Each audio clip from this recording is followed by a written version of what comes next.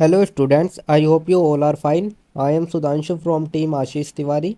आप सभी का वेलकम बैक करता हूं इस वीडियो में। हर बार की तरह इस बार भी हमारी टीम ने आपके लिए 10 ऐसे most important question answer find किए हैं, रेडी किए हैं, जो हर बार आपके एग्ज़ाम में आते हैं। तो आप सभी वीडियो को पूरी वॉच करिएगा, एक भी क्वेश्चन स्किप मत करिएगा, क्योंकि क्या पता आप जो क्वेश्चन स्किप करते हैं वही क्वेश्चन आपका एग्ज़ाम में आ जाए। तो आपको एक भी क्वेश्चन स्किप नहीं करना है, वीडियो को पूरी वॉच करना है। एंड अगर आप हमारे चैनल पर फर्स्ट टाइम विजिट कर रहे हो तो चैनल को जरूर सब्सक्राइब कर लीजिएगा, जिससे आने वाले और वीडियो की नोटिफिकेशन आपको टाइम पर मिले। और अगर किसी स्टूडेंट को नोट्स या पीडीएफ चाहिए तो मैं आपको डिस्क्रिप्शन में एक नंबर दे दूंगा, आप डिस्क्रिप्शन में दिए हुए नंबर पर कॉन्टैक्ट कर लीजिएगा। आपको नोट्स और पीडीएफ मिल जाएंगे, जिसका प्राइस आपका 30 रुपये रहेगा। बहुत ही मामूली सा प्राइस है, कोई भी व्यू कर सकता है। स्टडी के लिए तो आप इतने इन्वेस्ट कर ही सकते हो। अदरवाइज़ अगर आपको नोट्स नहीं लेना है तो आप वीडियो लेक्चर देख सकते हैं, वीडियो लेक्चर आपके फ्री ऑफ कॉस्टली होते हैं। तो चलिए वीडियो को स्टार्ट कर लेते हैं। तो आज की वीडियो में मैं आपको public administration in India subject के 10 ऐसे मोस्ट इंपॉर्टेंट क्वेश्चन आंसर बताने वाला हूँ, जो कि आपके एग्ज़ाम में हर बार आते ही आते हैं। और अगर आप ये सिंगल वीडियो देख लेते हो तो ये सिंगल वीडियो ही आपके एग्ज़ाम के पर्पज़ से बहुत होती है। इसमें ही आपके सभी टॉपिक, सभी सब्जेक्ट, कंप्लीट सब्जेक्ट कवर हो जाता है। तो अगर आप ये सिंगल वीडियो ही पूरी देख लेते हो तो आप एग्ज़ाम में अच्छे खासे मार्क्स गेन कर सकते हो। तो चलिए हम वीडियो को स्टार्ट कर लेते हैं। तो हमारा जो सबसे फर्स्ट क्वेश्चन आने वाला है वो आने वाला है, इसमें हम आपका ई गवर्नेंस से क्या समझते हैं उसको देखेंगे, साथ ही डिजिटल इंडिया मिशन के संदर्भ में चर्चा करेंगे।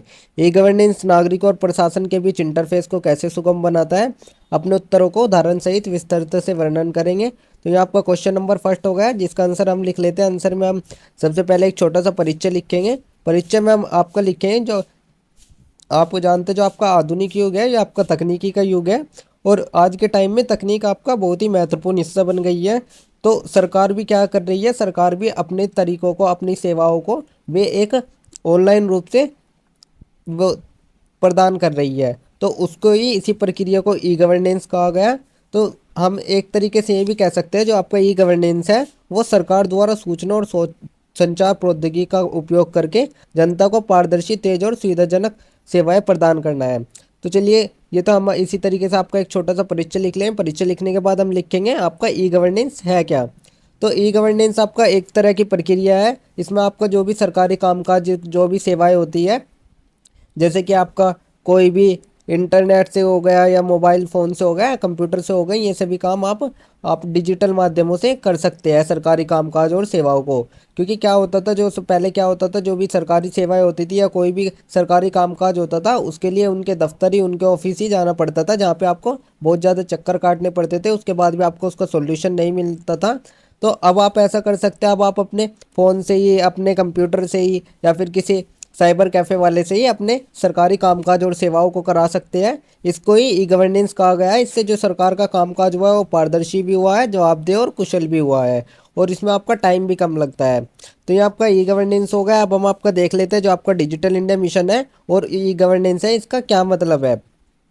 तो जो जो आपका डिजिटल इंडिया मिशन है, ये आपका 2015 में भारत सरकार द्वारा चला गया था, जिसमें पूरे देश को डिजिटल रूप से सशक्त बनाना था। इसके आपके 3 प्रमुख लक्ष्य थे। एक तो आपका डिजिटल इंफ्रास्ट्रक्चर, जैसे कि इंटरनेट सबके लिए उपलब्ध कराना। जैसे कि आप देख भी रहे हो, पहले क्या होता था, पहले बहुत से गाँव में ऐसा था कि वहाँ पे आपका इंटरनेट ही उपलब्ध नहीं थे। अब मोस्टली आपका मोस्टली गांव में ऐसे हो गया, बहुत शहरों में ऐसे हो गया है कि वहाँ पे आपको सभी जगह पे इंटरनेट मिल जाएगा। सेकंड आपका आता है सेवाओं को डिजिटल माध्यम से देना। जो भी आपकी सरकारी सेवाएं हो गई, जैसे कि आपका, अब आप देख सकते हैं, अगर आपको इनकम सर्टिफिकेट बनवाना हो, या आपको कोई भी निवास सर्टिफिकेट, सिटीजन सर्टिफिकेट बनवाना हो, या फिर कोई भी सर्टिफिकेट बनवाना हो, तो उसमें आपके बहुत सारी सुविधाएं मिल जाती है। वे सभी आपका ऑनलाइन ही प्रोसेस हो जाता है, आपको सरकारी दफ्तरों के चक्कर काटने नहीं होते हैं। थर्ड आपका आता है डिजिटल साक्षरता बढ़ाना, ताकि जो लोग हैं वे डिजिटल का उपयोग ज़्यादा करें। इससे आपका डिजिटल साक्षरता भी बढ़ेगी। जो आपका डिजिटल इंडिया मिशन है, इसमें ई गवर्नेंस को बढ़ावा दिया गया, क्योंकि जो सरकार की सेवाओं में देरी होती थी, भ्रष्टाचार होता था, जटिलता होती थी, उसको कम किया जा सके। उदाहरण के लिए आप देख सकते हैं आधार कार्ड, डिजी लॉकर, ई हॉस्पिटल, उमंग ऐप, भूलेख, ई कोर्ट्स, ये सभी आपके ई गवर्नेंस के एक उदाहरण है, जिससे कि लोग अपने ऑनलाइन सेवाओं का लाभ उठाते हैं और लोगों को कागजों के झंझट, लंबी कतारों और दलालों से मुक्ति मिलती है। तो ये हमने आपका डिजिटल मिशन, इंडिया मिशन और ई गवर्नेंस बता दिया। अब हम आपका ई गवर्नेंस नागरिकों और प्रशासन के बीच इंटरफेस को कैसे सुगम बनाता है इसको समझेंगे। तो आपका जो ई गवर्नेंस है वो नागरिकों और सरकार के बीच एक तरह की पुल की तरह काम करता है, जहाँ पे जो लोग होते थे वे सरकारी कामों के लिए बार बार दफ्तरों के चक्कर लगाते थे, लेकिन आज के टाइम में सब कुछ डिजिटल हो गया है, तो वे अपने घर बैठे ही वे अपने काम को कर सकते हैं। सबसे पहला पॉइंट आता है इसमें सेवाओं की आसान पहुंच। जो भी उनको, जैसे कि आपका मैंने बताया, जन्म प्रमाण पत्र, जाति प्रमाण पत्र, राशन कार्ड, बिजली का बिल भरना, पानी का बिल भरना, या कोई भी ऐसी ऑनलाइन आपकी बहुत सारी सेवाएं हैं जो कि आपका मोस्टली मोस्टली आप आज के टाइम में देख सकते हो। आपका कोई भी सेवा होगी वो आप ऑनलाइन कर सकते हो। उसमें आपका समय और पैसा दोनों की बचत होती है, क्योंकि बचत इस तरीके से होती है पैसे की, आप जैसे पेटीएम से बिल पे करते हो तो उसमें आपको कैशबैक मिल जाता है, तो उसमें भी आपका पैसों की बचत होती है। सेकंड आपका आता है पारदर्शिता और भ्रष्टाचार में कमी, क्योंकि जो ऑनलाइन सेवा होती है वे आपके सबके सामने ही शो होती है, और जो आपके अदर आपका ऑफलाइन हो गए उसमें आपको सबके सामने शो नहीं किया जाता, उसमें आपका भ्रष्टाचार हो जाता है। जैसे कि कोई दलाल के द्वारा आप कोई काम कराते हो तो वो दलाल भ्रष्टाचार कर सकता है। उदाहरण के लिए आप देख सकते हैं जो आपकी जनधन योजना थी, उसके तहत गरीबों के बैंक खातों में सीधा पैसा जमा होता है, बीच में कोई बिचौलिया नहीं रहता है। थर्ड आपका आता है फीडबैक और शिकायत प्रणाली। ई गवर्नेंस पे आपका एक ऑप्शन और दिया जाता है, आप कोई भी ऑप्शन देते हो तो उसमें आप अपनी फीडबैक देख सकते हो, अपनी शिकायत दर्ज कर सकते हो। उदाहरण के लिए आप देख सकते हो पीजीआरसी, इनसे आप अपनी समस्याएं सरकार तक पहुंचा सकते हैं। फोर्थ आपका आता है सूचना की उपलब्धता, क्योंकि जो सरकारी योजनाएं नीतियाँ होती है इनमें फैसलों की जानकारी अभी वेबसाइट और मोबाइलों ऐप्स पर ही उपलब्ध होती है, जैसे कि लोग आसानी से जान सके इस योजना का लाभ कैसे मिलेगा। उदाहरण आप माई गाँव, माई गवर्नमेंट और पोर्टल आदि देख सकते हैं। फिफ्थ आपका आता है ई हेल्थ और ई शिक्षा। इसमें पहले क्या होता था, जैसे कि आप देख सकते हैं आपका बड़े बड़े हॉस्पिटल हो गए, गवर्नमेंट हॉस्पिटल्स हो गए, वहाँ पे आपको अपने अगर रजिस्ट्रेशन कराना होता था, किसी पेशेंट को दिखाना होता था, तो आपको बहुत लंबी लंबी लाइनों में पड़ना होता था। अब आप क्या कर सकते हैं, अब आप ऑनलाइन ही अपना, जैसे कि आपका सारथी ऐप हो गया या फिर आपके अदर ऐप हो गए, उनसे आप अपना ऑनलाइन अपॉइंटमेंट ले सकते हैं और अपने पेशेंट को तभी दिखा सकते हैं। तो ये हमने आपका कुछ पॉइंट बता दिया। अब हम आपका एक छोटा सा निष्कर्ष देख लेंगे। निष्कर्ष में हम आपका ई गवर्नेंस के ने प्रशासन और जनता के बीच की दूरी को कम किया है, इसको बता देंगे। साथ ही जो डिजिटल इंडिया मिशन है उसमें योजनाओं ने नागरिकों को सशक्त बनाया और सरकारी सेवाओं को सरल, पारदर्शी और सुलभ बनाया। इसने लोगों का जीवन तो आसान किया ही, साथ में इसने तकनीकी विकास और सुशासन को भी बढ़ावा दिया।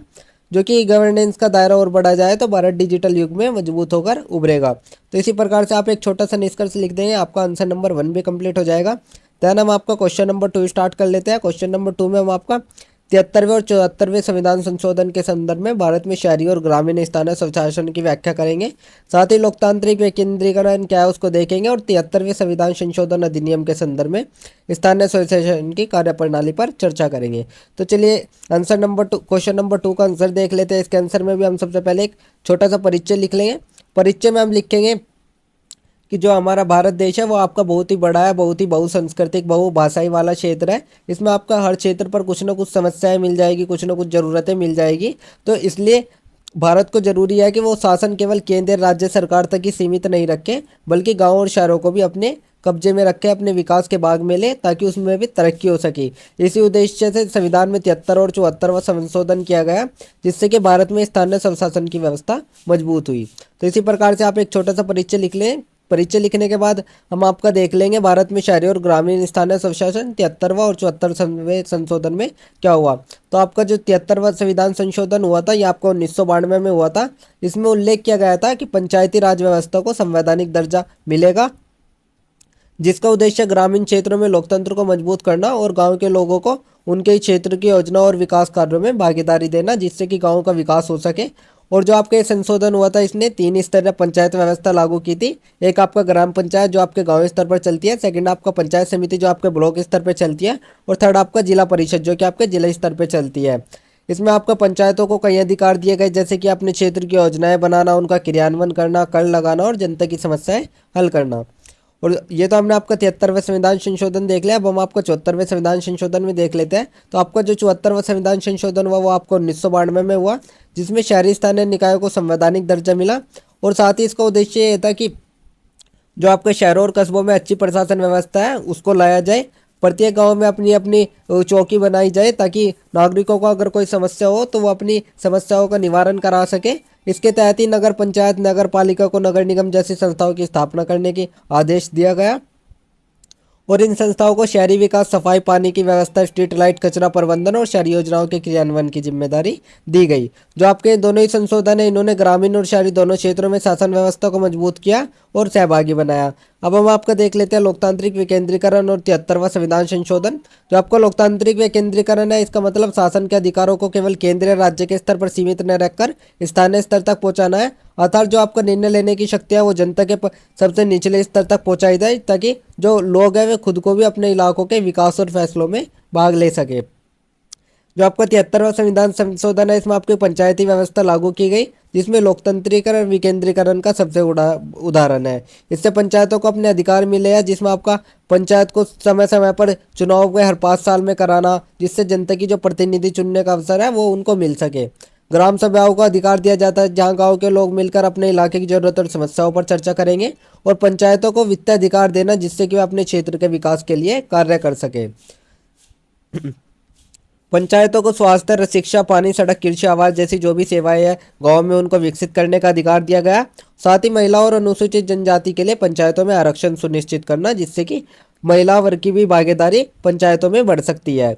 तो ये आपकी पूरी व्यवस्था है। इसका उद्देश्य सिर्फ यही था कि केंद्र राज्य सरकार पर निर्भर न रहकर गांव के लोग खुद भी अपनी प्राथमिकताओं के अनुसार योजनाएं बनाएं और उनको लागू करें, और साथ ही अपने गांव को विकास करें और अपनी शासन व्यवस्था जमीन से जुड़े अधिक पारदर्शी और जवाबदेही बनाए। तो इतना सब लिखने के बाद आप एक छोटा सा निष्कर्ष लिख दें। निष्कर्ष में आप लिखेंगे जो आपका 73वां और 74वां संविधान संशोधन है, इसने भारत में स्थानीय स्वशासन को मजबूती दी और साथ ही लोकतांत्रिक विकेंद्रीकरण को साकार किया। जो आपके ग्रामीण पंचायत और शहरी निकाय होते थे, उनको यह अधिकार मिल गए कि वे सरकार ने आम नागरिकों को शासन में सीधा भागीदार बनाया उनको, जिससे कि योजनाएं और विकास कार्यों में जनता की जरूरतों के हिसाब से फैसले किए जा सके। यही आपका भारतीय लोकतंत्र का एक मजबूत स्तंभ है, जो कि भविष्य में भी स्थानीय विकास और सामाजिक न्याय को बढ़ाता रहेगा।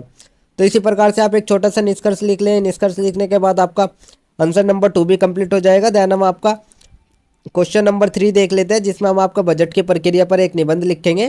साथ ही बजट क्या है और बजट की मुख्य विशेषता और उसके सिद्धांतों को देखेंगे। तो इसके आंसर में भी हम आपका देख लेते हैं। सबसे पहले हम आपका एक छोटी सी परिचय लिख लेते हैं। परिचय में आपको बजट क्या है उसके बारे में बताना है, बजट कब लागू होता है उसके बारे में बताना है, और बजट कौन लागू करता है, इस तरीके से आपको बजट का एक परिचय दे देना है। तो बजट को मैं आपको एक सिंपल भाषा में परिभाषित करूँ तो जिस प्रकार से आप अपना मंथली खर्चा बना के चलते हैं कि इस मंथ हमारा ये खर्चा हुआ है, और फिर उसका एंड ओवर जब आपका मंथ कंप्लीट हो जाता है तो आप उसमें सभी प्लस करके देखते हो कि इस मंथ हमारा कितना खर्च हुआ है और अगले मंथ के लिए हमें कितना बचाना है और कितना इन्वेस्ट करना है। तो उसके जो आपका ये लेखा जोखा होता है उसको बजट कहा जाता है। तो इसी प्रकार से सरकार करती है, वह अपना एक वित्तीय वर्ष रख लेती है, जो कि आप जानते ही हो अप्रैल से अप्रैल होता है। तो उसी वित्तीय वर्ष में सरकार क्या करती है, सरकार अपने बजट को बना लेती है। उसमें वे देख लेती है कि उसको कितना इन्वेस्ट करना है, कितना बेनिफिट करना है, किस चीज़ को कितना पैसा देना है, तो उस चीज़ के लेखा जोखा को ही बजट कहा गया है। अब हम बजट क्या है इसको समझ लेते हैं। बजट क्या है ये तो मैंने आपको समझा ही दिया। जो आपका बजट होता है वो वित्तीय वर्ष 1 अप्रैल से शुरू होता है और 31 मार्च तक वो चलता है। और बजट में बताया जाता है कि सरकार कहाँ से पैसा कमाएगी, जैसे टैक्स, कस्टम ड्यूटी, जीएसटी, और वह पैसा किन योजनाओं के क्षेत्रों में खर्च करेगी, जिसमें शिक्षा, स्वास्थ्य, रक्षा, बुनियादी ढांचा। तो अब हम आपकी बजट की प्रक्रिया देख लेते हैं कि भारत में बजट की प्रक्रिया कैसे होती है। तो जो भारत में बजट की प्रक्रिया होती है वो आपके विभिन्न चरणों से होकर गुजरती है, जिसमें आपका सबसे पहले बजट को तैयार किया जाता है, जिसकी जिम्मेदारी आपके वित्त मंत्रालय की होती है। वित्त मंत्रालय आपका बजट तैयार करता है। ये मंत्रालय आपकी देश की वित्तीय स्थिति, विभिन्न विभागों की मांगे और जनता की जरूरतों को ध्यान में रखकर एक आपका मसौदा तैयार करता है, बजट का प्रस्तुतिकरण तैयार करता है। फिर उसका बजट का जब बजट तैयार कर लिया जाता है वित्त मंत्रालय द्वारा, तो बजट का फिर प्रस्तुतिकरण किया जाता है, जो कि हर साल 1 फरवरी को संसद में वित्त मंत्री बजट पेश करता है। जो 1 फरवरी आता है आपका हर साल, उसमें वित्त मंत्रालय ने जो भी बजट बनाया है उसको 1 फरवरी को संसद में पेश किया जाता है, जिसमें आपके 2 हिस्से होते हैं, एक आपका वार्षिक वित्तीय विवरण और एक आपका बजट भाषण। तो सबसे पहले आपका बजट तैयार किया जाएगा वित्त मंत्रालय द्वारा, फिर वित्त मंत्रालय द्वारा 1 फरवरी को आपका संसद में उसको प्रस्तुत किया जाएगा। देन आपका संसद में उसमें चर्चा होगी। चर्चा होने पर आपके उस बजट के ऊपर आपका चर्चा होगी, उसमें विपक्ष और सत्ता पक्ष दोनों ही अपनी अपनी राय रखेंगे। फिर आपका बजट पास होगा, अनुमोदन करना होगा। चर्चा के बाद संसद बजट को पारित करती है। इसके लिए वो धन विधेयक पेश करती है, जो कि लोकसभा की मंजूरी, जिसमें लोकसभा की मंजूरी जरूरी होती है। तो अगर आप लोकसभा उसकी मंजूरी दे देती है तो आपका बजट पास हो जाता है। फिर उसका आपका क्रियान्वयन होता है। अगर एक बार संसद मंजूरी दे देती है तो उसके बाद बजट आपका लागू हो जाता है और सरकार उसी के अनुसार अपने कामकाज और खर्च को संचालित कर लेती है।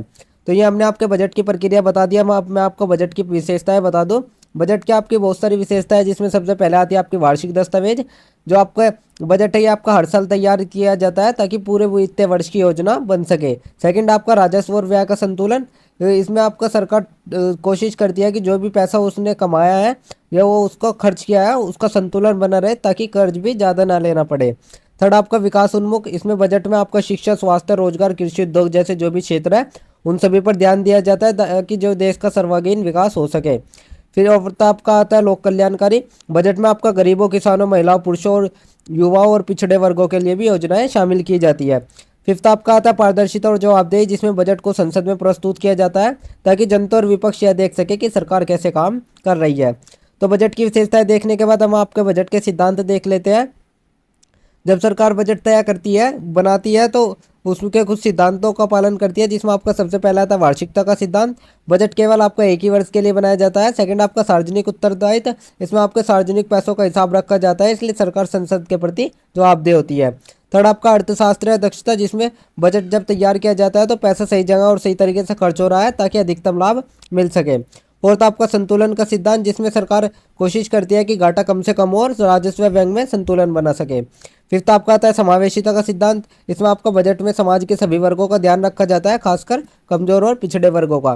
तो इतना सभी लिखने के बाद आप एक छोटा सा निष्कर्ष लिख दें। निष्कर्ष में आप लिखें कि जो भारत का बजट है वो सरकार के आय व्यय की सूची नहीं है, बल्कि वो देश की आर्थिक नीति, प्राथमिकता और भविष्य की दिशा का दर्पण भी होता है। बजट में पारदर्शिता, जवाबदेही और संतुलन होता है ताकि देश में विकास के साथ साथ सामाजिक न्याय भी सुनिश्चित हो सके। तो इसी प्रकार से आप एक छोटा सा निष्कर्ष लिख लेंगे। निष्कर्ष लिखने के बाद आपका आंसर नंबर 3 कंप्लीट हो जाएगा। देन हम आपका क्वेश्चन नंबर 4 देख लेते हैं। क्वेश्चन नंबर 4 में हम आपका भारत में बजट निर्माण की प्रक्रिया में वित्त मंत्रालय की भूमिका का परीक्षण करेंगे और साथ ही भारत में बजट बनाने की प्रक्रिया में विभिन्न अभिनेताओं की भूमिका के बारे में भी देखेंगे। जैसे कि मैंने आपको बजट निर्माण की प्रक्रिया अभी बता दी, उसी बेस पे हम आपका ये आंसर लिखेंगे। तो आंसर में हम आपका सबसे पहले एक छोटा सा परिचय लिखेंगे। बजट में हम आपका परिचय में हम आपका बजट के बारे में भी बता दें। जो आपका बजट होता है वो आपका एक वार्षिक दस्तावेज होता है, जिसमें सरकार के सभी खर्चों का आपका प्रस्तुतिकरण होता है। इसमें आपका गरीब वर्ग, महिला वर्ग या फिर किसी भी विकास के कार्य के लिए, शिक्षा, स्वास्थ्य, इन सभी के लिए आपका एक संपूर्ण खर्च का निवेश होता है। उसमें वित्त मंत्रालय द्वारा ये जारी किया जाता है। उसको आप एक छोटे से परिचय के रूप में लिखते हैं। परिचय लिखने के बाद आप लिखेंगे कि भारत में बजट निर्माण में वित्त मंत्रालय की भूमिका क्या होती है। तो वित्त मंत्रालय की सबसे अहम भूमिका तो यही होती है, क्योंकि जो बजट पेश किया जाता है वो आपका वित्त मंत्रालय द्वारा ही पेश किया जाता है। वित्त मंत्रालय द्वारा संसद में 1 फरवरी को केंद्रीय बजट प्रस्तुत किया जाता है। और जो आपका ये बजट होता है इसकी भूमिका को हम निम्न प्रकार से समझें, जिसमें आपका सबसे पहला आता है विभाग और मंत्रालयों से मांग जुटाना। जो आपका वित्त मंत्रालय होता है वो देश के सभी मंत्रालय और सरकारी विभाग से उनकी योजनाओं, आवश्यकताओं के लिए वित्तीय मांगे मंगवाता है। हर मंत्रालय अपने लक्ष्यों और योजनाओं के हिसाब से बताता है कि उसे अगले वर्ष कितना पैसा चाहिए। तो जो वित्त मंत्रालय होता है सबसे पहले तो वो अपना विभिन्न विभिन्न विभागों से, विभिन्न विभिन्न मंत्रालयों से बात करता है, उनसे बोलता है कि मतलब आपको कितना पैसा चाहिए अगले साल। तो उसी के अकॉर्डिंग वो अपना बजट प्रस्तुत करता है। सेकंड, राजस्व और व्यय का अनुमान लगाता है कि इस साल हमें कितना व्यय मिलेगा, कितना जीएसटी किस चीज़ पर लगनी है, कितना टैक्स किस चीज़ पर लगना है। तो उससे वो देख सकता है कि आपका कमाई संभावित, सरकार की संभावित कमाई कितनी हो सकती है। थर्ड, आपका आता है आर्थिक नीतियाँ तय करना, जिसमें जो आपका आर्थिक मामलों का विभाग होता है, जैसे देश की तरक्की के लिए हो गया, शिक्षा, स्वास्थ्य, इन सभी के लिए आपको कितना इन्वेस्ट करना है, उस सभी को अपनी नीतियों में वो शामिल कर लेता है। फोर्थ, आपका आता है राजकोषीय घाटा और वित्तीय संतुलन बनाए रखना।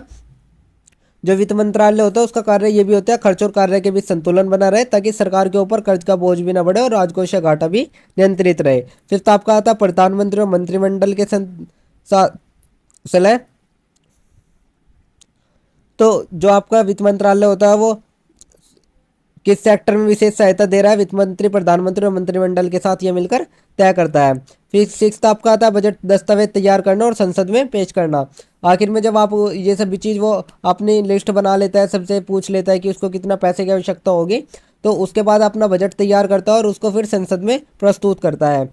तो अब हम आपको भारत में बजट निर्माण में विभिन्न अभिनेताओं की भूमिका देख लेते हैं, जिसमें आपको सबसे पहले आते हैं प्रधानमंत्री कार्यालय पीएमओ, जो कि प्रमुखत नीतिगत दिशा तय करता है।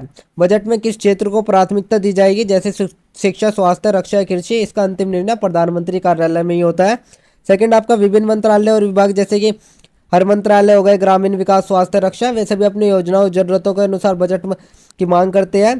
थर्ड आपका राज्य सरकार है, जो आपकी योजनाएं होती है केंद्र और राज्य की, वे सभी साझेदारी में चलती है, जिससे कि जो राज्य सरकारें होती है वे अपनी जरूरतें और योजनाओं केंद्र को बताती है और चर्चा का हिस्सा बनती है। फोर्थ आपका आता है नीति आयोग। नीति आयोग देश के सामाजिक और आर्थिक विकास की योजनाएं बनाता है और वित्त मंत्रालय को सलाह देता है कि किन क्षेत्रों में निवेश करने से देश को दीर्घकालिक लाभ होगा। फिफ्थ सिक्स्थ आपका आता है आरबीआई, रिजर्व बैंक, जो कि भारत की मौद्रिक नीति बनाता है और वित्त मंत्रालय को सलाह देता है कि बजट की नीति देश की आर्थिक स्थिति के अनुसार हो, ताकि महंगाई, ब्याज दर और मुद्रा ब्याज पर बाजार पर संतुलन बना रहे। सिक्स्थ आपका आता है संसद, लोकसभा और राज्यसभा, जिसमें ही आपका संसद में ही आपका बजट को पेश किया जाता है, उस पर ही संसद में चर्चा होती है और वही इसमें सुझाव, संशोधन और अंतिम अनुमोदन देते ही है। इसके बाद ही आपका बजट लागू होता है। फिर आपका आता है जनता और मीडिया, जिसमें जनता और मीडिया का आपका सीधे बजट निर्माण में शामिल नहीं होते हैं, फिर भी वे अप्रत्यक्ष रूप से उनकी भूमिका महत्वपूर्ण होती है, क्योंकि सरकार जनता की जरूरतों के लिए ही बजट को तैयार करती है। तो इतना सब लिखने के बाद आप एक छोटा सा निष्कर्ष लिख दें। निष्कर्ष में आप लिख दें जो आपका बजट निर्माण है वो एक बहुस्तरीय, सामूहिक और जटिल प्रक्रिया है, जिसमें वित्त मंत्रालय की केंद्रीय भूमिका होती है। साथ ही अन्य महत्वपूर्ण संस्थाएं और अभिनेता भी इसमें अपना योगदान दिखाते हैं। जो वित्त मंत्रालय होता है वो सभी आर्थिक आंकड़े, नीति निर्माण की जिम्मेदारी उठाता है। वहीं जो प्रधानमंत्री मंत्रालय होता है, कार्यालय होता है, वो नीति आयोग, विभिन्न मंत्रालय, राज्य सरकारें, भारतीय रिजर्व बैंक और संसद मिलकर यह बताती है कि बजट संतुलित, व्यवहारिक और विकासोन्मुख हो, जिससे कि एक अच्छा बजट देश की अर्थव्यवस्था को मजबूती दे और जनता की भलाई के लिए रास्ता तैयार करे। तो इसी प्रकार से आप एक छोटा सा निष्कर्ष लिख देंगे तो आपका आंसर नंबर 4 भी कंप्लीट हो जाएगा। देन हम आपका क्वेश्चन नंबर 5 देख लेते हैं। क्वेश्चन नंबर 5 में हम आपका प्रशासनिक सुधार, लोक प्रशासन की जीवन रेखा विवेचना करेंगे। साथ ही भारत में सिविल सेवा प्रणाली के ऐतिहासिक विकास को लिखेंगे और स्वतंत्र भारत में इसके संवैधानिक ढांचे की बदलती प्रकृति की व्याख्या करेंगे। तो इसके आंसर में भी हम आपका सबसे पहले एक छोटा सा परिचय देख लें। परिचय में हम देखेंगे जो आपका लोक प्रशासन है वो किसी भी देश के शासन का प्रमुख आधार होता है, जिसमें आपका कोई भी बदलाव करने हो, लोगों तक सेवाएं पहुंचानी हो, कानून व्यवस्था बनानी हो, तो वे सभी आपके सरकार की नीतियां के अंतर्गत ही आती है। लेकिन ये आपके समय के साथ समाज, अर्थव्यवस्था और राजनीति में बदलाव आते रहते हैं, जिसके लिए उन्हें प्रशासन को बदलने की भी जरूरत होती है। और जो आपके बदलाव की प्रक्रिया होती है, इसको ही हम आपका प्रशासनिक सुधार कहते हैं। इसी के साथ जो आपका प्रशासन में सबसे महत्वपूर्ण स्तंभ होता है वो आपका सिविल सेवा प्रणाली होती है, क्योंकि सिविल सेवा ही आपका एक ऐसा होता है जो आपका प्रशासनिक सुधारों को करती है या आप पे प्रशासन बनाए रखती है, उसको ही हम सिविल सेवा प्रणाली में अंतर्गत लाते हैं। तो ये आपका एक छोटा सा परिचय होगा। परिचय लिखने के बाद आप लिखें प्रशासनिक सुधार, लोक प्रशासन की जीवन रेखा। जो आपका प्रशासनिक सुधार है वो आपका प्रशासन के ढांचे, कार्य प्रणाली, नियमों और प्रक्रियाओं में इस प्रकार बदलाव करना है जिससे कि प्रशासन अधिक कुशल, पारदर्शी, जवाबदेह और जनता की आवश्यकताओं के अनुरूप बन सके। अब हम देख लेते हैं प्रशासनिक सुधार क्यों आवश्यक होते हैं, जिसमें आपका सबसे पहले आता है बढ़ती जनसंख्या और जटिल समस्याएं। जैसे जैसे आपके समाज में समस्याएं जटिल होगी, प्रशासन को नए तरीकों से समाधान निकालना पड़ेगा। सेकंड आपका तकनीकी विकास, जैसे जैसे नई तकनीकों को अपनाकर सेवा को सरल और तेज बनाया जाएगा। थर्ड आपका आता है भ्रष्टाचार और अनुत्तरदायित्व, जो कि पुराने तरीकों में भ्रष्टाचार पनपता है और उसे रोकने के लिए उसमें सुधार किए जाते हैं।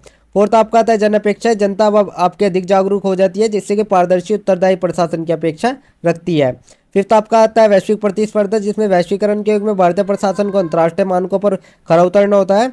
यदि आपके साथ ये सुधार समय के साथ आपका ये परिवर्तनशील नहीं किए जाते तो प्रशासन का ढांचा भी अप्रासंगिक हो जाता है। और जो आपके उदाहरण के तौर पर आप देख सकते हैं, जैसे कि भारत में सूचना अधिकार कानून है, वह सेवा का आधार कानून है, ई गवर्नेंस है, डिजिटल इंडिया अभियान है, ये सभी मिशन कार्य आगे प्रशासनिक सुधार ने प्रशासन को अधिक आधुनिक और जनहितकारी बनाया है।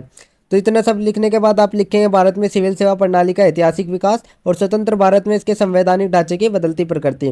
तो ऐतिहासिक विकास में हम आपका सबसे पहले बताते हैं प्राचीन भारत आ जाता है। प्राचीन भारत में जो आपका मौर्य काल था, मौर्य काल के में जो आपके चाणक्य जी थे उन्होंने अर्थशास्त्र में एक संगठित प्रशासन का उल्लेख दिया था। अमात्य महामात्र जैसे जो अधिकारी थे वे प्रशासन में महत्वपूर्ण भूमिका निभाते थे। सेकंड आपका मुगल काल में आपका मनसबदारी प्रणाली के तहत प्रशासनिक सेवाओं का संचालन होता था। थर्ड आपका आता है ब्रिटिश काल, इसमें आपका आधुनिक सेवा सिविल सेवा की नींव रखी गई, जिसको पहले आईसीएस के नाम से जाना गया। बाद में ये आपका जब भारत आज़ाद हो गया तो ये आपका यूपीएससी के अंडर हो गया। तो ये आपका 1919 और 1935 के अधिनियम के जरिए भारतीयकरण की प्रक्रिया शुरू हुई इसमें, ताकि जो उस पदों पर अंग्रेज को दबदबा था वो बना रहे। इस काल में आपका सिविल सेवा को लोहे का ढांचा कहा गया है, जो कि एक प्रशासन को ये तो प्रदान करता है। तो इतना सब लिखने के बाद आप लिखे स्वतंत्र भारत में संवैधानिक ढांचा और बदलती परिवर्तन, जिसमें आप सबसे पहले संवैधानिक व्यवस्था लिखेंगे। जो भारत का संविधान का अनुच्छेद 309 से 323 तक है, उसमें आपका सभी में आपका सिविल सेवाओं की व्यवस्था के बारे में वर्णन किया गया है। जो आपका अखिल भारतीय सेवाएं हो गई जैसे आईएएस आईपीएस आईपीएस हो गई, या केंद्रीय सेवाएं हो गई जो राज्य सेवाएं हो गई जैसे पीसीएस वगैरह हो गई, ये सभी इसका ढांचा स्थापित करती है। जो आपका यूपीएससी है और एसपीएससी है, वे सभी आपके स्वतंत्र भारतीय एजेंसियां हैं। सेकंड हम आपका बदलती प्रकृति देख लेते हैं, जैसे ही सामाजिक प्रतिनिधित्व में वृद्धि, मंडल आयोग की सिफारिशों के बाद अन्य पिछड़ा वर्ग ओबीसी और अन्य कमजोर वर्ग की सेवाओं में प्रतिनिधित्व मिला। सेकंड आपका तकनीकी प्रगति, जिसमें ई गवर्नेंस, डिजिटलीकरण, सेवा वितरण में प्रौद्योगिकी का बढ़ता उपयोग। थर्ड आपका आता है नवाचार और प्रशिक्षण, जिसमें मिशन कर्मचारियों जैसे कार्यक्रमों के तहत सेवाओं में काम करने वाले और सतत प्रशिक्षण और क्षमता विकास। फिर आपका आता है उत्तरदायित्व और पारदर्शिता, जिसमें आरटीआई, सामाजिक लेखा परीक्षा जैसी व्यवस्था ने प्रशासनिक जवाबदेही को बढ़ावा दिया। फिफ्थ आपका आता है वैश्विक प्रभाव, जिसमें उदारीकरण के बाद सिविल सेवाओं में दक्षता, गुणवत्ता या नवाचार की मांग बढ़ती है। तो इतना सब लिखने के बाद आप एक छोटा सा निष्कर्ष लिख दें। निष्कर्ष में आप लिखें कि भारत का लोक प्रशासन और सिविल सेवा व्यवस्था समय के साथ विकसित हुई है, और जो आपके प्रशासनिक सुधार है इनके बिना लोक प्रशासन निष्क्रिय हो जाता है और जन अपेक्षाओं को पूरा नहीं कर पाता है। तो इसी प्रकार से आप एक छोटा सा निष्कर्ष लिख दें। निष्कर्ष लिखने के बाद आपका आंसर नंबर 5 भी कंप्लीट हो जाएगा। देन हम आपका क्वेश्चन नंबर 6 देख लेते हैं। क्वेश्चन नंबर 6 में हम आपका स्वतंत्र भारत में सिविल सेवा की व्यवस्था और राष्ट्र निर्माण में इसकी भूमिका वर्णन करेंगे। साथ ही भारत में स्वतंत्रतर सिविल सेवाओं पर औपनिवेशिक विरासत के प्रभाव की चर्चा करेंगे। तो इसमें भी हम आपका सबसे पहले एक छोटी सी परिचय देख लेते हैं। परिचय में हम आपका देखें जो आपका सिविल सर्विस है वो हमारे संविधान की एक महत्वपूर्ण विशेषता है। सिविल सर्विस का आपका स्टील फ्रेम भी मानी जाती है इसको, क्योंकि जो शासन नीति निर्धारण और उनके क्रियान्वयन में महत्वपूर्ण भूमिका निभाती है। आपका ब्रिटिश काल में इसे भारतीय सिविल सेवा आईसीएस को स्वतंत्रता के बाद इसके प्रशासनिक सेवा आईएएस और भारतीय पुलिस सेवा आईपीएस, भारतीय विदेश सेवा आईएफएस जैसे ढांचों में बदला गया। तो इतना सब आप एक छोटा सा परिचय करके लिख दें। परिचय लिखने के बाद आप लिखें स्वतंत्र भारत में सिविल सेवा की व्यवस्था। जो आपका स्वतंत्र भारत है उसके बाद आपका जो सिविल सेवा था वो भारतीय संविधान के अनुच्छेद 309 से 323 में इसमें उल्लेख किया गया है, जिसमें आपका लोक सेवा आयोग यूपीएससी और राज्य लोक सेवा आयोग एसपीएससी की स्थापना स्वतंत्र, निष्पक्ष और योग्य आधारित भर्ती सुनिश्चित करने के लिए की गई। तो इतना सब लिखने के बाद आप लिखें राष्ट्र निर्माण में सिविल सेवाओं की भूमिका, जिसमें आपका सबसे पहला आता है राजनीतिक एकता और अखंडता बनाए रखना। जो देश के विभिन्न हिस्से हैं उनमें कानून व्यवस्था स्थापित करके राष्ट्रीय एकता को मजबूत करना। सेकंड आपका विकास योजनाओं का क्रियान्वयन, जिसमें पंचवर्षीय योजनाओं, हरित क्रांति, श्वेत क्रांति, औद्योगिक विकास आदि योजनाओं को जमीन पर उतारना। थर्ड आपका आता है सामाजिक न्याय और समावेशन, जिसमें कमजोर वर्गों, अनुसूचित जातियों, जनजातियों, महिलाओं और अल्पसंख्यकों के लिए कल्याणकारी योजनाओं का संचालन करना। फोर्थ आपका आता है आपदा प्रबंधन, जिसमें बाढ़, सूखा, भूकंप जैसी प्राकृतिक आपदाओं में राहत और पुनर्वास के काम में अग्रिम भूमिका निभाई जाती है। फिफ्थ आपका आता है लोकतंत्र की जड़ों को मजबूत करना, जिसमें स्वतंत्र और निष्पक्ष चुनाव कराना, कानून व्यवस्था बनाए रखना और नागरिक अधिकारों की रक्षा करना आता है। सिक्स्थ आपका नीति निर्माण में सलाह देना, जिसमें मंत्रियों को तकनीकी व्यावसायिक सलाह देना ताकि अच्छी नीतियां बनाई जा सके। इतना सब लिखने के बाद आप लिख देंगे स्वतंत्रोत्तर सिविल सेवाओं पर औपनिवेशिक विरासत के प्रभाव, जिसमें आपका सबसे पहले आता है सामान्यवादी प्रणाली, जो कि ब्रिटिश काल से ही सिविल सेवाओं में सामान्य प्रशिक्षण देकर अधिकारियों को विभिन्न क्षेत्रों में लगाने की परंपरा रही है। सेकंड आपका केंद्रीकृत प्रशासन, जिसमें ब्रिटिश शासन के दौरान केंद्र में अधिकारों का केंद्रीकरण था। थर्ड आपका नियंत्रण पर जोर, जिसमें ब्रिटिश शासन की प्रशासनिक शैली जनता पर नियंत्रण रखने की थी। फोर्थ आपका जनसंपर्क की कमी, जिसमें उपनिवेश काल में अधिकारी आम जनता से दूरी बनाए रखते थे। फिफ्थ आपका आता है कानून प्रधान दृष्टिकोण, जिसमें औपनिवेशिक प्रशासन में नियमों और कानूनों का कठोर पालन होता था। सिक्स्थ आपका आता है भ्रष्टाचार और लाल फीताशाही, जिसमें औपनिवेशिक प्रशासन में पनपी लाल फीताशाही और भ्रष्टाचार की प्रवृत्ति स्वतंत्र भारत में कई स्थानों पर जारी रही। तो इतना सब लिखने के बाद आप एक छोटा सा निष्कर्ष लिख दें। निष्कर्ष में आप लिखेंगे कि स्वतंत्र भारत में सिविल सेवाएं शासन का मेरुदंड है, जो कि इन्होंने राष्ट्र निर्माण में राजनीतिक एकता, विकास योजनाओं के क्रियान्वयन, सामाजिक न्याय और लोकतांत्रिक संस्थाओं को मजबूत करने में अनमोल योगदान दिया। जो आपकी सेवा ये आपको औपनिवेशिक विरासत के कई प्रभाव भी देखे जाते हैं इसमें।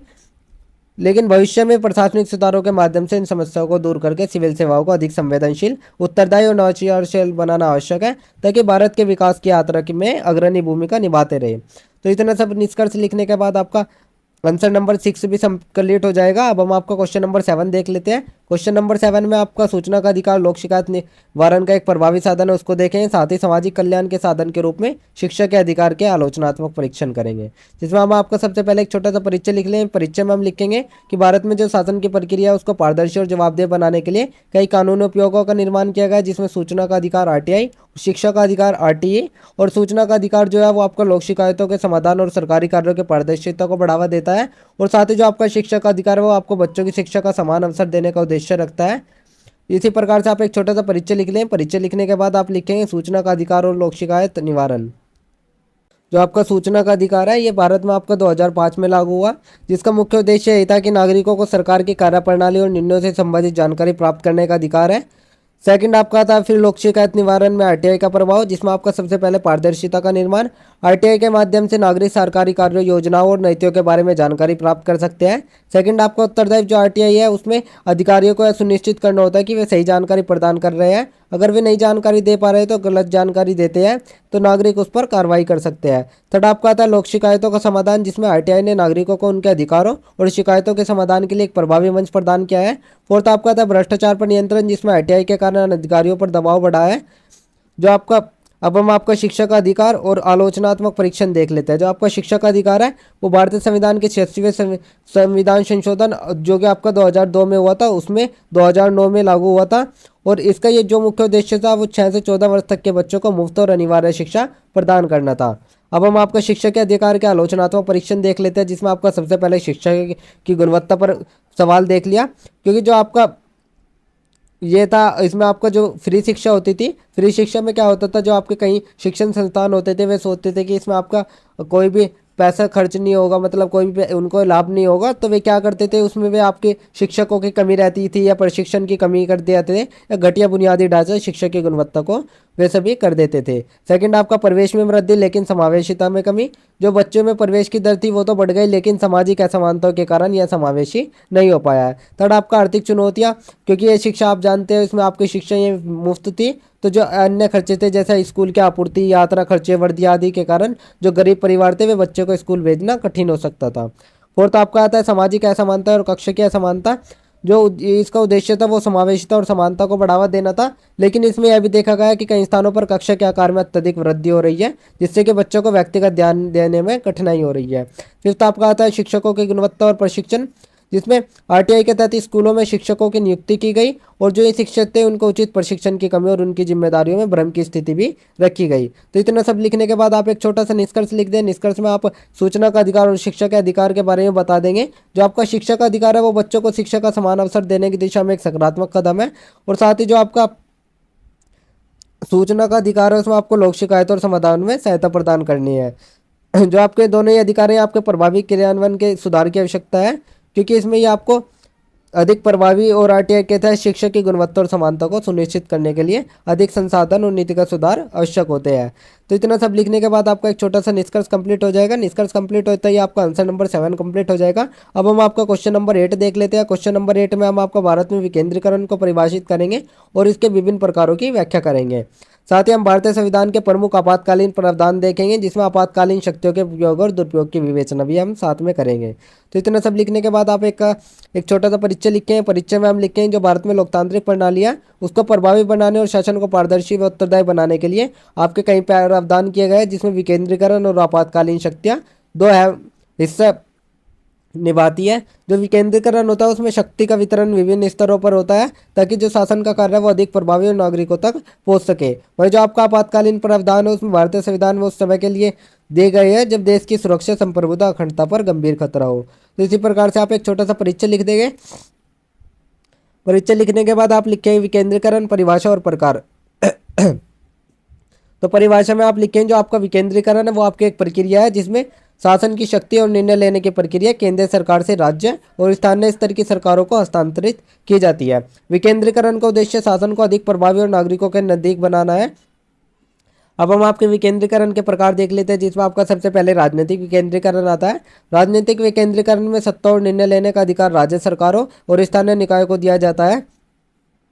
सेकंड आपका प्रशासनिक विकेंद्रीकरण। प्रशासनिक विकेंद्रीकरण में आपका प्रशासन की संरचना को स्थानीय स्तर पर विस्तारित करना, ताकि निर्णय और नीतियों का क्रियान्वयन अधिक प्रभावी हो सके। थर्ड आपका आता है वित्तीय विकेंद्रीकरण, जिसमें यह देखा जाता है कि जो वित्तीय अधिकार और संसाधन है उनका वितरण से जुड़ा हो, जो कि आपका स्थानीय निकाय और वित्तीय निर्माण निर्णय लेने और अपने विकास कार्यों के लिए धन जुटाने की स्वतंत्रता करता हो। अब हम आपका विकेंद्रीकरण के लाभ देख लेते हैं, जिसमें शासन को अधिक लोकतांत्रिक बनाया जाता है। केंद्र सरकार के कार्यभार को कम कर दिया जाता है, जिससे कि प्रशासन को अधिक प्रभावी बनाया जा सके। साथ ही स्थानीय स्तर पर विकास को बढ़ावा मिलता है। अब हम आपके विकेंद्रीकरण की चुनौतियां देख लेते हैं, जिसमें आपका सबसे पहले वित्तीय समानताएं आते हैं, जो कि सभी राज्यों और स्थानीय निकायों के पास समान संसाधन नहीं होती है, जिससे कि विकेंद्रीकरण की प्रक्रिया प्रभावित हो सकती है। सेकंड आपका राजनीतिक विरोध, जिसमें केंद्र और राज्य सरकारों के बीच अधिकारियों का संघर्ष विकेंद्रीकरण की प्रक्रिया को प्रभावित कर सकता है। अब हम आपका भारतीय संविधान के प्रमुख आपातकालीन प्रावधान और उनका उपयोग दुरुपयोग देख लेते हैं। जो आपका भारतीय संविधान में आपके विभिन्न आपातकालीन शक्तियां दी गई है, जिनको लागू करने का अधिकार केवल आपका राष्ट्रपति के पास ही होती है। तो देख लेते हैं आपके वे तीन प्रमुख, इसमें आपका भारतीय संविधान में तीन प्रमुख आपातकालीन प्रावधान दिए गए हैं, जिसमें आपका सबसे पहला आता है राष्ट्रीय आपातकाल, जिसका वर्णन आपका भारतीय संविधान के अनुच्छेद 352 में किया गया है। जब भारत की संप्रभुता, एकता, अखंडता या आंतरिक शक्ति को युद्ध, आक्रमण या आंतरिक असंतोष के कारण गंभीर खतरा हो, तो राष्ट्रपति राष्ट्रीय आपातकाल लागू कर सकता है। इसके तहत केंद्रीय सरकार और राज्यों के प्रशासन में अधिक अधिकार मिल जाते हैं। इसका उपयोग क्या होगा, इसका सबसे प्रमुख उदाहरण आप 1975 का आपातकाल दे सकते हैं, जब इंदिरा गांधी के राजनीतिक कारणों से इसे लागू किया गया था। इसके दुरुपयोग में देख सकते हैं आप, जब 1975 में आपका इंदिरा गांधी द्वारा ये लागू किया गया था आपातकाल, तो उसमें आपका राजनीतिक प्रतिद्वंद्वियों को दबाने और विपक्षी दलों को कमजोर करने के उद्देश्य से ये किया गया था। सेकंड आपका आता है राज्य आपातकाल, जिसका वर्णन आपका भारतीय संविधान के अनुच्छेद 356 में किया गया है। भारतीय संविधान का अनुच्छेद 356 कहता है कि जब राष्ट्रपति यह मानते हैं कि किसी राज्य की सरकार संविधान के अनुसार कार्य नहीं कर रही है, तो वे राज्य में राष्ट्रपति शासन लागू कर सकते हैं। इसके उपयोग में आप देख सकते हैं, जब आपका राष्ट्रपति शासन कई बार उपयोग किया गया है, जिससे कि खासकर राजनीतिक अस्थिरता वाले राज्यों में। सेकंड आपका दुरुपयोग, जो आपका ये प्रावधान है, इसका उपयोग करके राजनीतिक कारणों से कई बार किया गया है, जैसे 1970 और 1980 के दशक में, जब इसे विपक्षी सरकारों को अस्थिर करने के लिए लागू किया गया था। थर्ड आपका आता है वित्त आपातकाल, जिसका वर्णन आपका भारतीय संविधान के अनुच्छेद 360 में किया गया है। भारतीय संविधान का 360 कहता है कि राष्ट्रपति को लगता है कि भारत की वित्तीय स्थिति ऐसी हो गई है कि वह राष्ट्र की वित्तीय सुरक्षा को खतरे में डाल सकती है, तो वे वित्त आपातकाल भी लागू कर सकते हैं। इसके उपयोग में आप देख सकते हैं, इसका इस्तेमाल बहुत ही कम बार हुआ है। दुरुपयोग में आप देख सकते हैं, जो आपका वित्तीय आपातकाल का दुरुपयोग है वो भी कम बार हुआ है, क्योंकि इसका लागू ही बहुत कम बार किया गया है इसको। तो इतना सब लिखने के बाद आप एक छोटा सा निष्कर्ष लिख दें। निष्कर्ष में आप लिखेंगे, जो आपका विकेंद्रीकरण है उसमें भारत में शासन को अधिक लोकतांत्रिक और प्रभावी बनाने का ये आपका एक महत्वपूर्ण तरीका है। और जो आपका आपातकालीन प्रावधान है भारतीय संविधान में एक ऐसे समय के लिए दिए जाते हैं जब देश की या राज्य की सुरक्षा शांति पर गंभीर खतरा हो। आप लास्ट में आप विकेंद्रीकरण और आपातकालीन दोनों ही भारतीय संविधान के अहम हिस्से होते हैं, जिनका उद्देश्य देश की व्यवस्था को सुधारना और उसे प्रभावी बनाना होता है। तो इतना सब लिखने के बाद आप एक छोटा सा निष्कर्ष भी कंप्लीट हो जाएगा।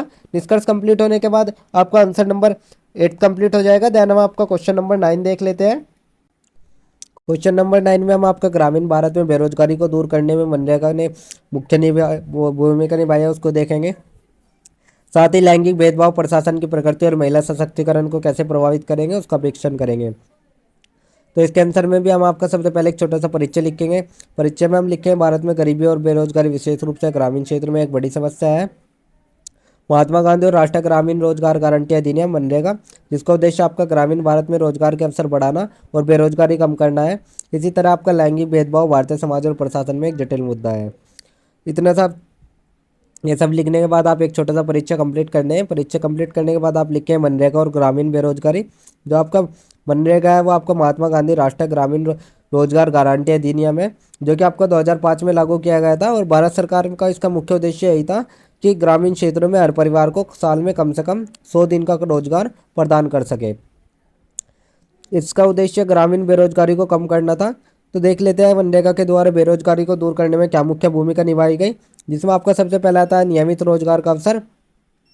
मनरेगा ने ग्रामीण क्षेत्रों में नियमित और स्थिर रोजगार का अवसर प्रदान किया। सेकंड आपका आता है महिलाओं के लिए रोजगार के अवसर। मनरेगा ने महिलाओं को भी रोजगार देने में महत्वपूर्ण भूमिका निभाई है। थर्ड आपका आता है स्थानीय विकास और बुनियादी ढांचे का निर्माण। मनरेगा ने ग्रामीण क्षेत्रों में कई प्रकार के बुनियादी ढांचे का निर्माण किया है, जैसे कि जल संरक्षण, सिंचाई परियोजना। और तो आपका आता है ग्रामीण क्षेत्रों में श्रमिकों की स्थिति में सुधार। मनरेगा ने अपने श्रमिकों के अधिकारों का संरक्षण भी किया है, जैसे मजदूरी का भुगतान समय पर करना, कार्यस्थल पर सुरक्षा आदि। अब हम आपके मनरेगा के सामने चुनौतियां देख लेते हैं। कभी कभी आपकी योजना तो सही तरीके से क्रियान्वयन में भ्रष्टाचार और संसाधनों की कमी जैसी समस्या आती है। साथ ही कार्यस्थलों पर मजदूरी में देरी, काम की गुणवत्ता में कमी हो सकती है, जिससे कि लाभ सीमित हो जाते हैं। अब हम आपका लैंगिक भेदभाव प्रशासनिक संरचना देख लेते हैं। लैंगिक भेदभाव भारतीय समाज के एक गहरे स्तर पर विद्वान मुद्दा है। इसमें आपका महिला और पुरुषों के बीच समान अवसर और अधिकारों की कमी का कारण यह बनता है, जो कि प्रशासन की प्रकृति महिला सशक्तिकरण को गंभीर रूप से प्रभावित करती है। अब हम आपका देख लेते हैं लैंगिक भेदभाव का प्रशासन पर प्रभाव, जिसमें आपका सबसे पहला था महिला प्रतिनिधित्व की कमी। जो प्रशासन है उसमें महिलाओं का प्रतिनिधित्व की कमी होती है, ताकि उच्च स्तरीय पदों पर इससे निर्णय निर्माण प्रक्रिया में महिलाओं की आवाज़ भी कम होती है और उनके हितों का सही तरीके से प्रतिनिधित्व नहीं हो पाता। सेकंड आपका आता है नीतियों का लैंगिक दृष्टिकोण। जब प्रशासन में लैंगिक भेदभाव होता है तो नीति और योजनाएं लैंगिक दृष्टिकोण से समान नहीं होती। थर्ड आपका आर्थिक और सामाजिक असमानता है। जब आपका लैंगिक भेदभाव उसके कारण महिलाओं को आर्थिक अवसर और संसाधनों तक पहुँचने में कठिनाई होती है। अब हम आपका देख लिया महिला सशक्तिकरण पर लैंगिक भेदभाव का प्रभाव, जिसमें आपका सबसे पहला आता है शैक्षिक और व्यावसायिक अवसरों की कमी।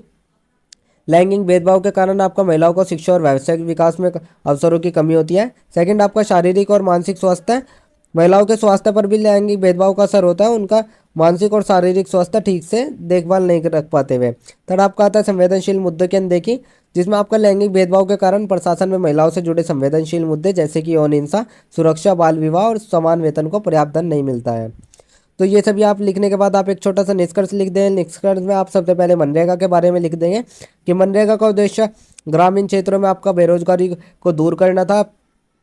साथ ही वहाँ पे आप लैंगिक भेदभाव के बारे में लिख दें। जो आपका लैंगिक भेदभाव है वो महिलाओं के लिए विशेष नीतियाँ, समान प्रतिनिधित्व और शिक्षा के एवं रोजगार के अवसरों को समानता प्रशासन में लैंगिक भेदभाव को कम कर सकती है और महिलाओं के सशक्तिकरण की दिशा में सकारात्मक बदलाव ला सकती है। तो इसी प्रकार से आप एक छोटा सा निष्कर्ष लिख लेंगे। निष्कर्ष लिखने के बाद आपका आंसर नंबर 9 कंप्लीट हो जाएगा। अब हम आपका क्वेश्चन नंबर 10 देख लेते हैं। क्वेश्चन नंबर 10 में हम आपका टिप्पणी करेंगे, जिसमें आपका राष्ट्रीय स्वास्थ्य mission, zero based budgeting, citizen charter, budget चक्र और डिजिटल इंडिया मिशन पर हम टिप्पणी करेंगे। तो इसमें आपके आंसर में हम आपका सबसे पहले राष्ट्रीय स्वास्थ्य मिशन पर कर लेते हैं। तो आपका राष्ट्रीय स्वास्थ्य मिशन है आपका 2002 में लागू किया गया था, जिसका उद्देश्य गरीब और ग्रामीण क्षेत्रों में स्वास्थ्य सेवाओं को मजबूत करना और इसमें आपका मातृ और शिशु स्वास्थ्य, टीकाकरण, साफ सफाई और पोषण पर विशेष ध्यान दिया गया था। सेकंड आपका जीरो बेस बजटिंग, ये आपकी एक प्रकार की बजट प्रणाली में हर साल बजट को जीरो यानी शून्य से शुरू किया जाता है। इसमें आपके पुराने खर्चों को अपने आप दोहराया नहीं जाता है, बल्कि हर खर्च को नए सिरे से उचित ठहराना पड़ता है। थर्ड आपका आता है सिटीजन चार्टर। जो आपका सिटीजन चार्टर होता है आपका एक प्रकार का दस्तावेज होता है, जिसमें सरकार या किसी संस्था द्वारा जाने वाली सेवाओं की जानकारी दी जाती है। फोर्थ आपका था बजट चक्र। जो आपका बजट चक्र होता है ये आपकी एक प्रकार की बजट बनाने की प्रक्रिया होती है, जिसमें आपका सबसे पहले बजट की तैयारी की जाती है, फिर आपको बजट को संसद में पेश किया जाता है और संसद में दोनों सदनों की स्वीकृति मिलने के बाद बजट का क्रियान्वयन और लेखा जोखा कराया जाता है। अब फिर हम आपका लास्ट देख लेते हैं डिजिटल इंडिया मिशन। जो आपका डिजिटल इंडिया मिशन है आपका 2015 में लागू हुआ था, जिसका उद्देश्य भारत को एक डिजिटल राष्ट्र बनाना है, जहां आपके सभी नागरिकों को इंटरनेट और सरकारी सेवाएं ऑनलाइन मिल सके। और जो आपकी योजना है इसके तहत डिजी लॉकर, भीम ऐप, उमंग ऐप जैसी सुविधाएं शुरू की गई, जिसका उद्देश्य तकनीक के जरिए लोगों का जीवन आसान बनाना था। तो इतना सब लिखने के बाद आपका आंसर नंबर 10 भी कंप्लीट हो जाएगा। तो मैंने ये आपको 10 ऐसे मोस्ट इंपॉर्टेंट क्वेश्चन आंसर बता दिए जो कि आपके एग्जाम में आएंगे। अगर आप ये सिंगल वीडियो भी देख लेते हो तो आपके एग्जाम के पर्पज से बहुत होती है। इसमें आपके सभी टॉपिक्स कंप्लीट सब्जेक्ट कवर हो जाता है। तो अगर किसी स्टूडेंट को ये पीडीएफ या नोट्स चाहिए तो मैं आपको डिस्क्रिप्शन में एक नंबर दूंगा, उस नंबर पर आप कांटेक्ट कर सकते हैं। जो आपका नोट्स का प्राइस रहेगा वो आपका 30 रुपीज़ रहेगा, जो कि वो आपका बहुत मामूली सा प्राइस है, कोई भी व्यू कर सकता है। इतना तो आप अपने पढ़ाई के लिए इन्वेस्ट कर ही सकते हो। अदरवाइज आप वीडियो लेक्चर भी देख सकते हो और वीडियो लेक्चर आपके फ्री होते हैं। अगर आप एक बार वीडियो लेक्चर देख लेते हो और एक बार नोट्स रीड कर लेते हो तो आपके सभी टॉपिक्स क्लियर हो जाएंगे। देन आप आंसर अपना अच्छे तरीके से लिख सकते हो और एग्जाम में अपने अच्छे मार्क्स गेन कर सकते हो। एंड अगर किसी भी स्टूडेंट को कोई डाउट या कैरी होगा तो आप हमारे कमेंट सेक्शन में या इंस्टा पेज को फॉलो करके पूछ सकते हैं। डेली अपडेट्स के लिए आप सभी हमारा व्हाट्सअप चैनल ज्वाइन कर लीजिए। Thanks for watching. Thank you. Have a good day.